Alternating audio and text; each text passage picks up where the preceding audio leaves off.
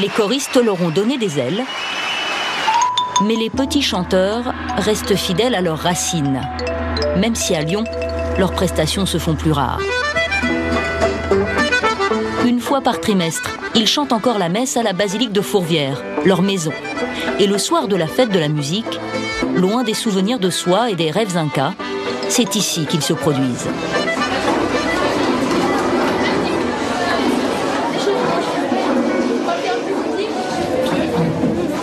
À la 5 minutes du début du concert, c'est bien si on met pas 10 minutes à se mettre en place. On se prépare. T'as envie de me remplacer là? T'as du boulot encore, hein, je peux te dire. Donc maintenant, silence, on contrôle sa chemise, le col, les chaussettes, etc. L'exigence est toujours la même. Et on se tait 3 minutes et demie et il n'y a plus de place que pour la concentration. On va y aller.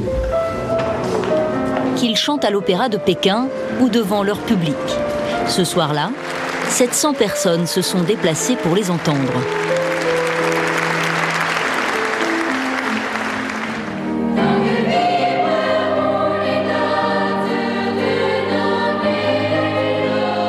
Dans quelques jours, ils referont leurs valises.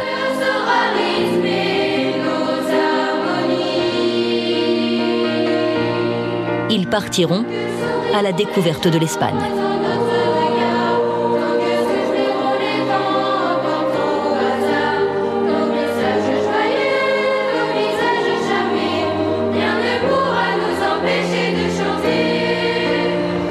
À Paris, Jean-Baptiste, lui, doit trouver de nouveaux repères.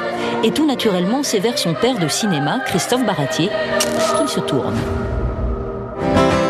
Souvenez-vous, à Los Angeles, il y a 6 ans, l'adolescent et le réalisateur des choristes se préparaient pour les Oscars. Pour tous les deux, ce film était une première expérience de cinéma. Le succès inattendu les a soudés.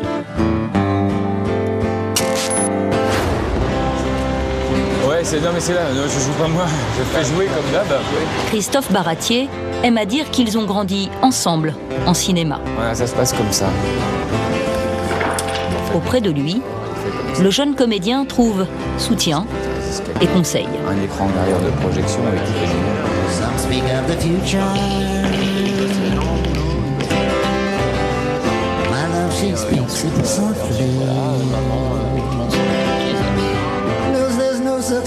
Il doit maintenant, ce qui est un peu le plus difficile, c'est regarder au-delà du rôle qu'il a envie de faire, c'est de regarder quel est l'environnement des gens qui vont te permettre de le faire.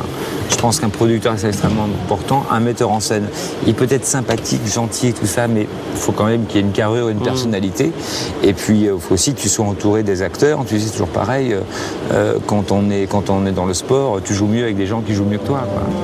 Des relations, un réseau, un monde où le talent ne suffit pas toujours.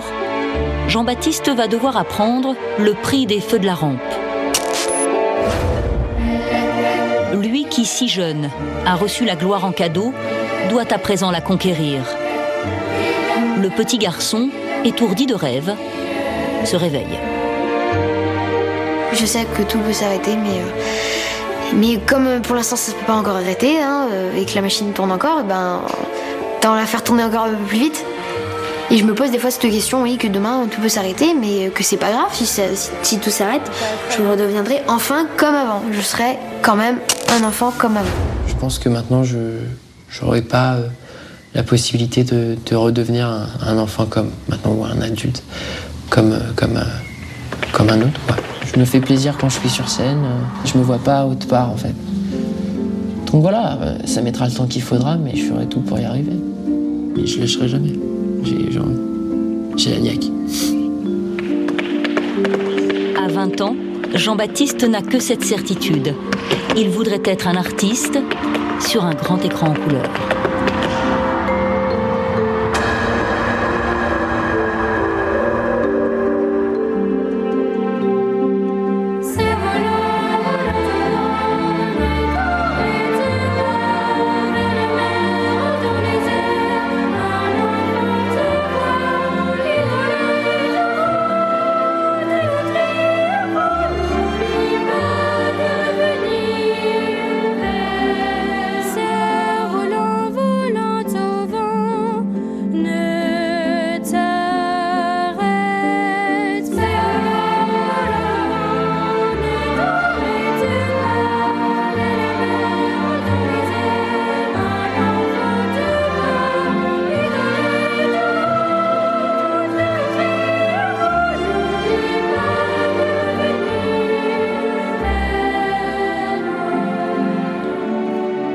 Nicolas Porte, bonjour et merci d'être venu avec votre chœur, les petits chanteurs de Saint-Marc.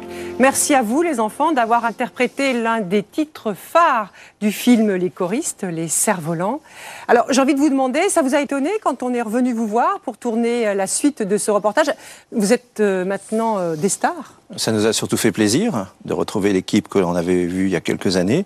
Et puis, ça nous a fait plaisir de pouvoir montrer, à travers ce reportage, justement, le chemin qui a été parcouru depuis cette époque-là. En 5 ans. Alors, comment avez-vous été choisi? Comment le réalisateur du film Les choristes est venu frapper à votre porte? En fait, il y a eu un petit peu un casting de chœur à travers toute la France. Et lorsque Christophe Baratier est arrivé à Lyon pour visiter quelques chœurs, il est arrivé dans notre collège. La légende dit qu'il grimpait les escaliers du collège quand il a entendu le chœur et il s'est dit « ce sont eux ». Voilà, notre salle de musique était au dernier étage de ce collège, une ancienne institution, une bonne acoustique pour les voix, autour d'un répertoire de musique anglaise à l'époque. On préparait un concert avec la musique de Henry Purcell. Et lorsqu'il est arrivé, il a assisté à la séance de travail. Il a surtout entendu aussi, c'est la voix de Jean-Baptiste Monnier. Alors, donc, Jean-Baptiste Monnier était déjà soliste chez nous à l'époque, et le chœur lui plaisait. Il a remarqué Jean-Baptiste, sa voix et sa frimousse aussi, et il s'est dit qu'effectivement, il avait trouvé ce qu'il voulait. Alors, le nouveau soliste, il s'appelle Jean-Baptiste aussi. Oui. Qu'est-ce que ça fait, Jean-Baptiste, de marcher dans les pas de Jean-Baptiste Monnier? Moi, ça me fait plaisir, parce que ça a été un grand soliste dans les chanteurs Saint-Marc. Et avec le film Les choristes, tout ça, ça donne un peu envie d'être comme lui, donc on essaie de suivre un peu ses pas. Alors, dans ce nouveau reportage, on voit Jean-Baptiste Monnier qui chante à nouveau à l'occasion d'un festival de chorale. Qu'est-ce que vous avez ressenti en le découvrant de nouveau dans une interprétation comme ceci? Moi, ça me fait plaisir en tant que chef de chœur, puisque je vois que ce qu'il a appris lorsqu'il était enfant avec nous lui sert aujourd'hui. Et je suis aussi content de voir qu'il revient un petit peu à ses premières amours, finalement, puisqu'il a été d'abord découvert comme chanteur, qu'il est venu ensuite au cinéma, et qu'il continue à faire de la musique. Ça me fait naturellement plaisir. Et qu'est-ce que vous avez pensé de sa voix en l'écoutant?